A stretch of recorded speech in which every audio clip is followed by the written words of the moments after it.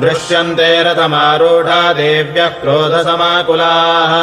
शङ्खम् चक्रम् गदाम् शक्तिम् हलम् च मुसलायुधम् केटकम् तोमरम् चैव परशुम्पाशमेव च कुन्तायुधम् त्रिशूलम् च शार्ङ्मायुधमुत्तमम् दैत्यानाम् देहनाशाय भक्तानामभयाय च धारयन्त्यायुधानीत्थम् देवानाम् च हिताय वै महाबले महोत्साहे महाभयविनाशिनी त्राहि माम् देवि दुष्प्रेक्षे शत्रूणाम् भयवर्धिनी प्राच्याम् रक्षतु मामैन्द्री आग्नेयामग्निदेवता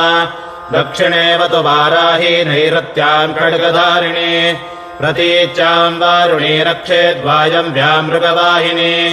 उदीच्याम् रक्ष कौबेरी ईशान्याम् शूलधारिणी ऊर्ध्वम् ब्रह्माणि रक्षेदधस्ताद्वैष्णवी तथा एवम् दश दिशो